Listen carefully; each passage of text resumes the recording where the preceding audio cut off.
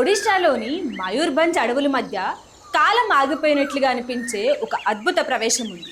అదే కిచిన్. అధర్మాన్ని అణిచివేసిన ధర్మవీరులు అడుగుజాడలు ఉన్న పుణ్యభూమి. నల్లటి క్లోరైడ్ శిలలతో నిర్మితమై గంభీరమైన ముదురు రంగులో మెరిసిపోయే ఈ ఆలయం చూసే కళ్ళకు ఒక అద్భుతం, దర్శించే మనసుకు ఒక అపారమైన శక్తి కేంద్రం. ఈ క్షేత్రానికి కిచింగ్ అనే పేరు రావడం వెనుక ఒక మహాభారత ఘట్టం దాగి ఉంది.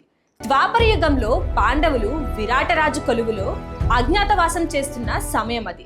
విరాటరాజు భావమర్ది అత్యంత బలాఢ్యుడు, మధాంధుడు అయిన కీచకుడు ద్రౌపది పట్ల దుర్బుద్ధితో వ్యవహరిస్తాడు. కురుసభలో జరిగిన అవమానం చాలదన్నట్లు కీచకుడు ఆమెను వేధిస్తూ అగౌరపరుస్తాడు. పతివ్రత అయిన ద్రౌపది కన్నీరు ధర్మదేవత ఆగ్రహంగా మారుతుంది.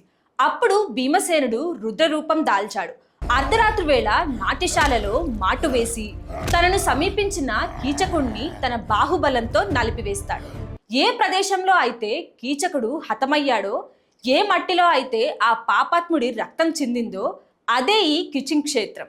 ఇక్కడ మట్టికి ఇప్పటికీ ఆ ధర్మ పోరాటపు తాలూకు స్పందనలు ఉన్నాయని స్థానికులు నమ్ముతారు. భీముడు పరాక్రమానికి, ద్రౌపది పాతివ్రత్యానికి ప్రతీకగా ఈ నేల నిలిచిపోయింది.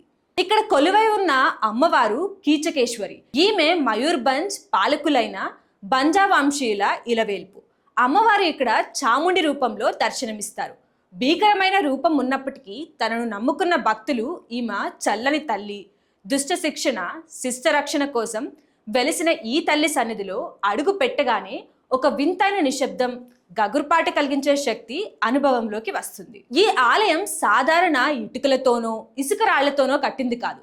అరుదైన నలుపు రంగు క్లోరైడ్ శిలలను ఒక దానిపై ఒకటి పేర్చి ఎటువంటి సిమెంట్ వాడకుండా నిర్మించారు. క్రీస్తు శకం 7వ శతాబ్దపు కళింగ శిల్పకళ చాతుర్యం ఇక్కడ ప్రతి అంగుళంలో కనిపిస్తుంది.